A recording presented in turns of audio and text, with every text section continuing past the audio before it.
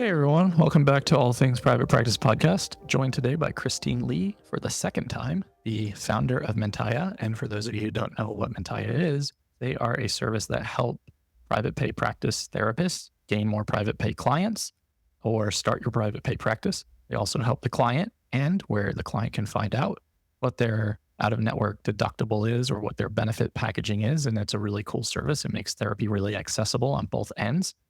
Really excited to have you here because we have no idea what we're going to talk about. And those are kind of my favorite conversations. All right, thank you. I'm excited to be here. Any context or anything I missed that you want to share with the audience who maybe doesn't know you? No, I mean, I feel free to just get into it. Feel free to ask me any questions. Happy to just discuss. So before we started recording, we pitched the ideas around, well, you pitched the ideas around of the following, and I want to just share this with the audience because I think they're all applicable of like out-of-network benefit reimbursement. I passed on that because we had that conversation already. We're coming up to the end of the year, which means that benefits are starting over, deductibles are starting over, verifications for insurance needs to start over. So we'll probably touch on that to some degree. You wanted to talk about potentially coming from Google in the tech space, which is pretty male dominated, to the mental health space, which is pretty female dominated as a CEO and founder, and also talking about some other stuff in between. So let's play this choose your own adventure game of coming from Google and the tech space and starting Mentaya. What's going through your mind when you're leaving like this big tech company to start your own thing? Oh, wow, this takes me back. Great question. It was scary, right? Like I had grown up around tech. I'm from the Bay Area. It's funny because I never wanted to go into tech. I was like, I'm not going to be in tech. I'm going to do something different. I want to do something that I find to be personally like super meaningful. And of course, I studied computer science in college. I'm naturally like a math nerd, like really gravitate towards just a lot of the stuff that tech has. And so I became a product manager at Google. And I really enjoy product. Like I love thinking about product. And Google is a great place. It was a huge company. I was also very male dominated, but that's all I was used to, I think, because just a lot of my interest happened to be in more male dominated areas. But I was both scared, but also excited to try to take the leap and see if I could start something myself that would be in a space that I really deeply cared about and felt really meaningful to me. So a solid answer. I think the scared and excited place is like the sweet spot. You know, I think that tells you you're on the right path, that you care about the journey, and that you are nervous about it. And I don't think anything is a sure thing, right? Like in startup or in founding anything. And that goes for those of you listening who are like, I want to start my own practice.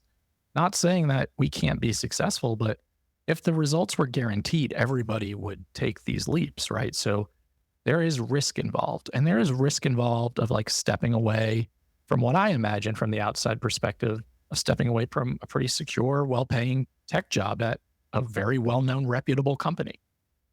Yes, those are definitely considerations. And I think it's interesting. I think a lot of therapists, it's going into the space of mental health, obviously thinking a lot about therapists. A lot of therapists are in private practice. And it's really interesting to see because there's not that many fields in which, you're like, I want to become a therapist. And one of the main paths is you have to start your own business, right? Like that is not a common thing at all. Wait. There's more to that. One of the only pathways, right? It's either like community mental health or private practice, but grad school doesn't teach you how to do private practice. So then it's like, now what?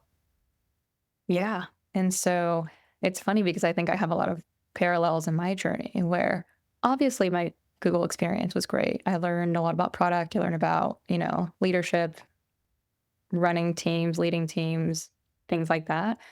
But when you start a company, there's certain skills. You just have to figure it out yourself. The same way that I imagine a lot of therapists were going to private practice or have gone into private practice have been like, okay, well, I've either, seen colleagues do it, I've been part of a group practice or whatever it is, but it's still very different. You're like, oh my gosh, I have to deal with taxes myself. I have to incorporate the business. I have to get this insurance and that insurance and just all the stuff that no one talks about or thinks about because no one teaches you how to do it. You just have to figure it out. But that's also part of the fun of it.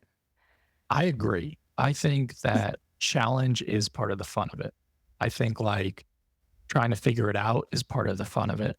Some people do need more like structured roadmap though. And for those people, I think it's really daunting because really your access to resources is what, like a couple of different therapist Facebook groups that might share a checklist or a startup guide or, maybe this podcast or whatever. But everything feels really overwhelming when you look at it in like list form.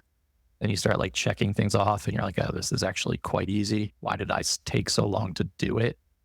And it's a shame because so many people hold themselves back from pursuing their goals or their dreams because of the I don't know how.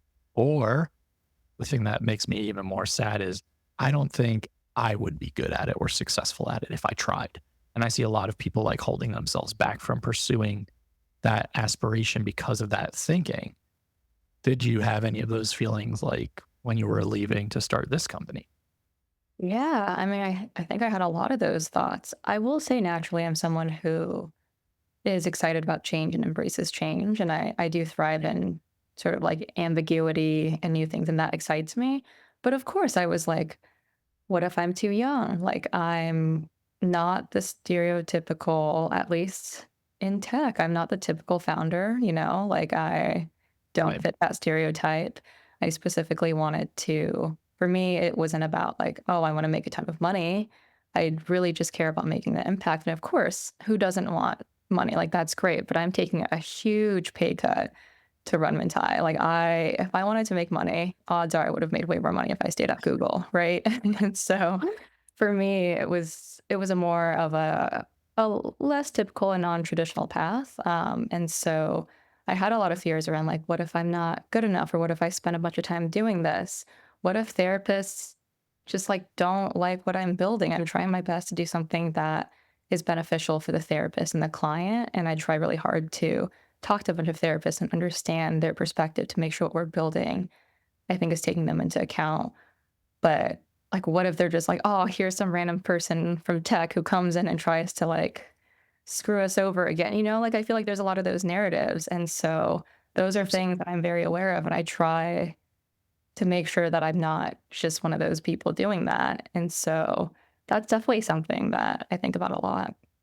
Yeah, I think that makes sense. I mean, I get the sense that you care very much. I met you about probably over a year ago when you were on this before. We had some, conversations back and forth. And I think it's easy to tell who really cares about the thing that they're creating, the thing that they're trying to get people to use or how they want to help them, and those that don't.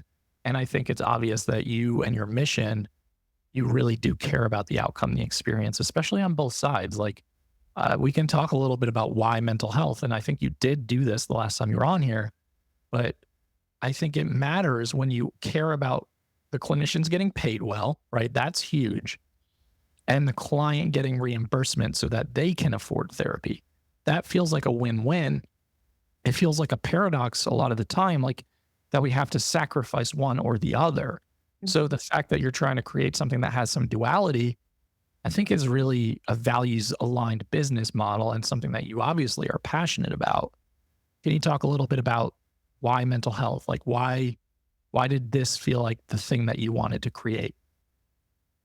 Yeah, so I have been really interested in mental health for a while. I went to a high school that had a lot of mental health issues, and at a time in which there's still a lot of stigma about it. People didn't know how to talk about it. School didn't really know how to handle it either.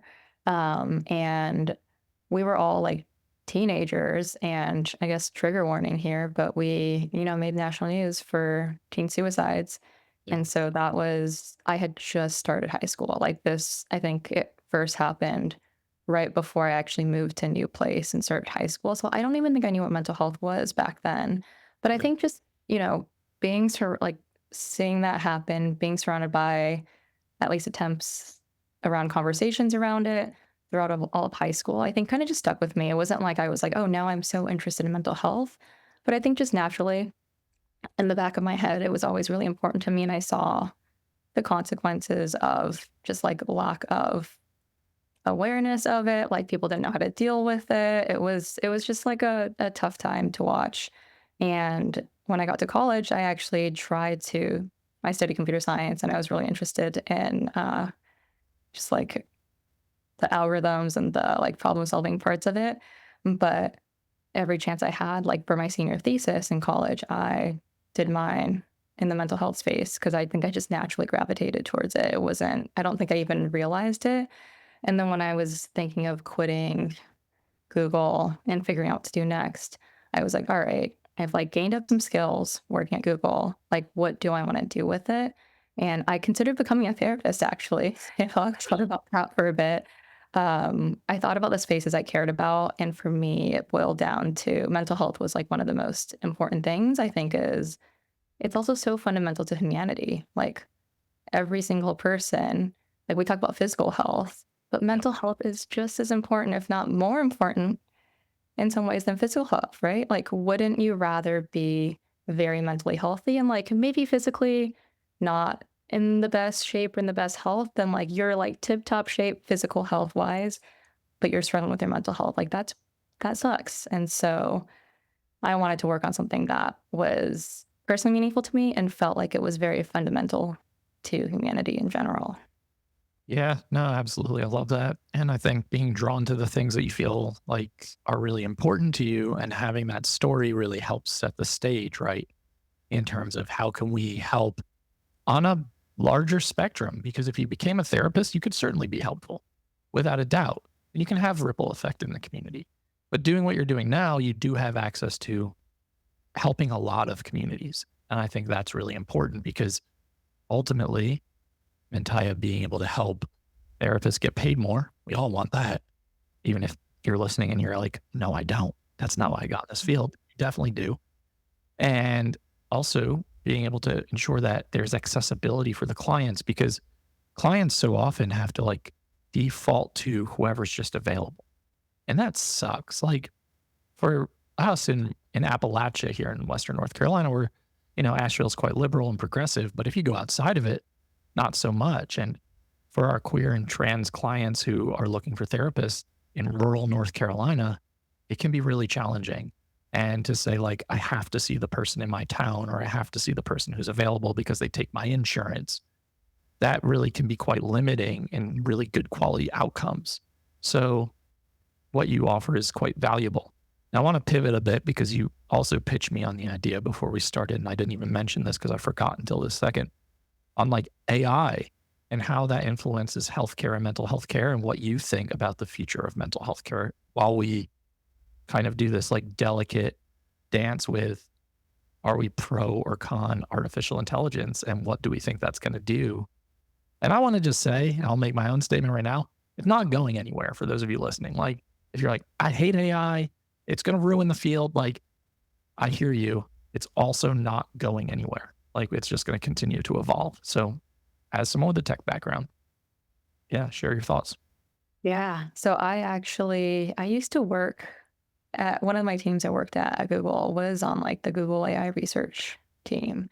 And so I was really close to a lot of the technology because I thought it was really interesting. And this was, many years ago, and it wasn't quite where it is now.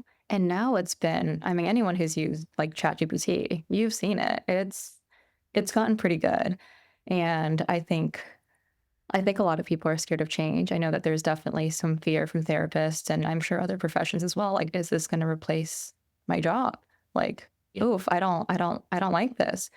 And while that's scary to think about, I actually think if anything, of all the fields out there, like you either believe that AI is just not going to change too much, which that's not my personal belief. I think it's going to actually change a lot of things, but you either believe that and you're just like, continue on as usual, or it's going to be this massive change that's going to kind of similar to COVID, like just change people's lives and change the way we do things a lot. You're starting to see that a lot already. But if you think about human connection, like humans are fundamentally social creatures that crave human connection. And yes, maybe AI can try to replicate some parts of that. But imagine like 50 years from now, so many things can be automated. AI might take over a lot of different things. But one of the most important things that it's going to be hardest to replace is like true human connection. And I think with therapy, that's why I don't think therapists are going to be replaced by AI. I think there might be situations in which people who can't afford any type of therapy, like it opens up access to people already using ChatGPT to like talk to about things, whether or not that's, and Yep. safe or not. People are already doing that. But I do think that given that, from what I've heard, one of the biggest predictors of success in therapy is a therapeutic relationship between the therapist and the client. Like that's not going to go anywhere. I think we just might see a world in which you have like therapy is more of a premium experience of like, if you can afford that, great. And if you don't have insurance, you can't afford to pay anything, maybe there's some version of AI that can be there to support you in some way that's not quite therapy, but it's better than nothing. Yeah, I think that's well stated. I mean, I agree with you 100%. I don't think therapy is going anywhere. I think we're going to see therapy change drastically over the next 5 to 10 years with just cultural shifts and unfortunately, big insurance companies buying up like practices. We're going to start seeing a lot of stuff shift with like some of the platforms that I'm not going to name on here, who will send me cease and desist letters for naming them. Um, but I think that AI has its place. And when you talk about automation, and we talk about helping automate things that make our lives difficult or challenging or frustrating, there's so much benefit for software that can take a lot of that load from you and really handle it so that you don't have to use your very limited time and resource and energy and executive functioning to do some of that stuff. And that includes like automation for scheduling, responses, note taking, um, web design, like all of the things that you can do at a click of a button. It's really remarkable. And I think you either are like you said, going to continue on with your life and act as if it doesn't exist, or you're going to embrace it and like really deep dive it. I love it. I love being able to take like links to podcasts or ideas that I've had or videos I've done, placing them in like AI software and having it create a presentation for me in a matter of 5 minutes. Like, I don't want to sit there and make the slides. I really don't. So I think it just makes my life so much easier. I almost think about it as like I talk about this example a lot on this podcast for some reason, but it always sticks out to me that I hate mowing my lawn so freaking much. And I would much rather pay someone $50, $60 to mow my lawn. So in that hour or two, I can generate more revenue, focus on creativity, not do a thing that drives me fucking crazy.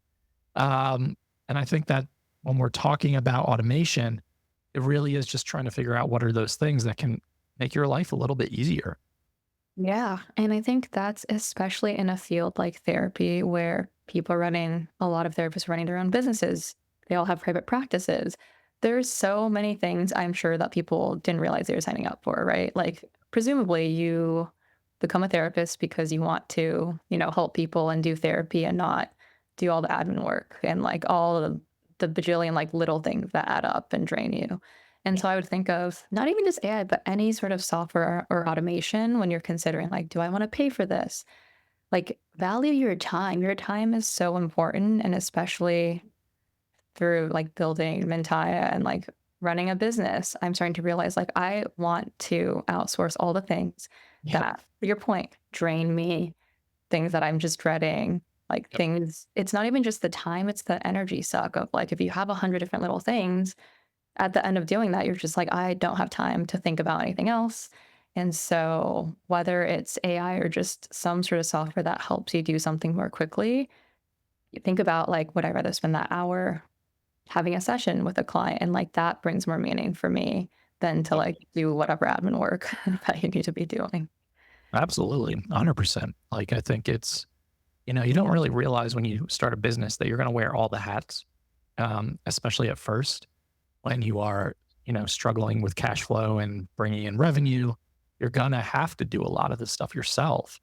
I think for those of you who are in that space right now listening, think about the tasks and the things that you hate doing. Eventually, you'll probably want to start delegating and outsourcing those. If you're scaling your business, that's another thing to think about is like, what can I set and outsource and delegate to allow me to be more of the visionary or the creative or the leader or the CEO of the company. And I think it's important to always kind of check in with yourself about those things. And for me, some of the stuff that interests me today, I may not want to do next month or next year. Like that's very typical for me as someone who's got an ADHD profile. Like something that's exciting today may not be exciting next week. But it is important about relinquishing that control too, and just getting comfortable with that unfamiliar piece. We're kind of going all over the map on this episode, which I'm enjoying. So another thing you mentioned to me, and we are recording this November 14th. We're getting close to the end of the year. This is a time where, for those of you who are taking insurance or have people in out of network and private pay, benefits are starting over, deductibles are starting over, verifications need to happen again. And that in itself are all things I want to outsource because I don't want to deal with any of that. Talking on the phone with the insurance company, waiting on hold, sucks. I feel for my admin team at my group practice who has to do it on a daily basis. If you're listening, I'm so sorry. But so tell me why that feels like something important to hit on right now too. Yeah. So I think whether you take insurance or you don't, or if you, I guess obviously our expertise is in out of network billing, private pay, open enrollment is happening like right now through, depends on the plan, depends on the employer, et cetera, but through January or end of the year. Yeah. And this is a great time, especially if you're private pay or you want to be private pay, to have a discussion with your clients about their insurance plans and out of network benefits. There are different types of insurance plans. Some plans like PPO plans, POS plans, high deductible plans. These are plans that generally have out of network benefits that allow clients to get money back on therapy. So even if you're not taking insurance, they're still getting money back. And so if you have clients who are regularly seeing you or want to see you regularly, but it's either too expensive or for whatever reason, this can help alleviate the cost. They can pick a plan that has out of network benefits, allows them to get money back. So every therapy session is a lot less expensive and more accessible for them. And so that's where the timing really matters. And then also just making sure that, especially if you're out of network or you're private pay, you've given your clients super bills. A lot of clients probably just don't know what to do with it. Make sure to just check in with them and just be like, hey, have you submitted your super bills? If not, like, you should do it, or here are some services that help you do that so that you're getting money back. Because there also is something called a timely filing limit with insurance, where after a certain amount of time, they just won't accept the claims anymore and they won't give you any money back. So you want to make sure to do that before that time passes. So it's generally kind of the end of the year reset, have these conversations, get prep for next year. Yep. I know a lot of you are thinking about taxes and you are thinking about some of the stuff that Christine just mentioned. This stuff is really important. I know it's the stuff we often dread, and it really is the stuff you need to communicate with your clients and be on top of, because it can obviously ensure that you can continue seeing the people that you enjoy seeing. It ensures they're taken care of and they understand where they stand, and it ensures that you're getting paid. So I really think this is of utmost importance as we move into 2025, which feels ridiculous saying out loud. Yeah, it's good advice for sure. Okay, we went all over the map. Did we leave anything out? Anything that you really want to share with the audience? I don't think we left anything out, but I think that one thing that I have said before and I will continue to say is how impressed I am by just therapists in general. Like, I know this is a group of people, you genuinely want to help other people, and I think that's so amazing. But you also have to run your own business in a lot of cases, and that is not easy. I don't know if there's any other field with so many people who don't study business who are going into a space, and in order to do what they want to do and make it financially viable, in some cases they need to run a business. And so I know that it's hard, and I know that it takes time to kick off the ground, but I hope that it's worth it for everyone, and I just think it's amazing.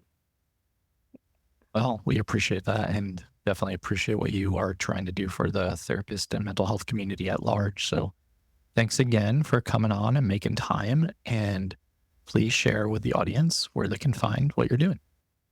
Yeah. So if you want to learn more about Mentaya, I know we touched on it a bit, but you can just go to our website. It's mentaya.com. It's mentaya.com. And you can learn more about us and what we do. If you're interested, check us out. Don't you still have that calculator that you can embed into your website too that can check benefits? Yes, we do.